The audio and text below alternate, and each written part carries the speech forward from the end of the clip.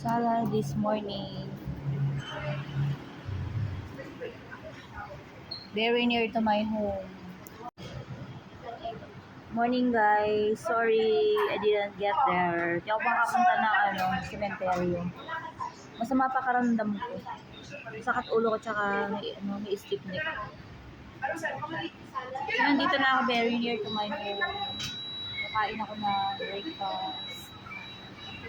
So, nagtulis naman ako ng kandila katabi siya ngayong umaga. Bumili nyo ng kandila. And then, bumili pa ako ng kandila. Doon ako sa bahay namin na tutulos. So, magsisimba na lang ako mamaya pagkakain. Kasi mapakaramdam ko. And so sad. Hindi ko alam accidentally lang siguro. Yung pera ko sa ATM, parang kinain gano'n. So, talagang ayaw akong pauwiin ng province. Sign lang yun na huwag ako umuwi. Eh, paano makakarating na wala naman ako sa sasakyan? So, kain tayo guys. Hindi, first time yung kinain ng, hindi ko alam kung i-report ko yun sa bangko. Kung kinain yung pera ko ng ATM or talagang sadya.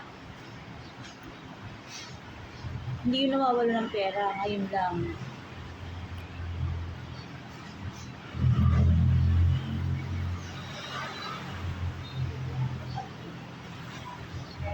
So yun, i-report ko yun sa bank. Tapos, magpapa-change ako ng lahat. I-change ko yung details niya.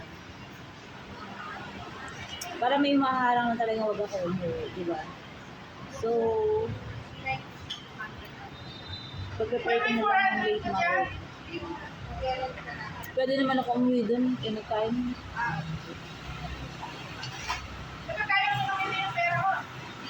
Saka masamalang sa karamdaman ko din. So, Halloween.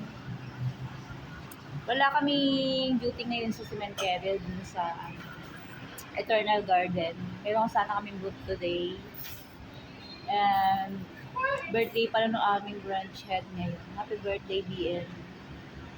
So, ayun. Kain tayo ng salad, guys.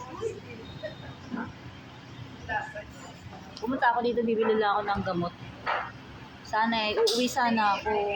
Pwede babalik din ako pa Manila. Dadaan ako dun kala auntie or dun sa uncle ko. Tapos punta ako dun sa private cemetery yung amin Meron kami private cemetery dun sa Haen, Marawan, City. So, pwede naman ako umuwi anytime this week. Huwag lang today. Para talagang may obstacle. Yung gate kanina nakasarado. Tapos, yun nawala yung pera ko sa ATM. Kain na lang ako this morning. Inom ako ng gamot kasi masakit yung ulo ko. May stiff neck ako. So, thank you for watching guys. Kain tayo. See you on my next vlog. Bye.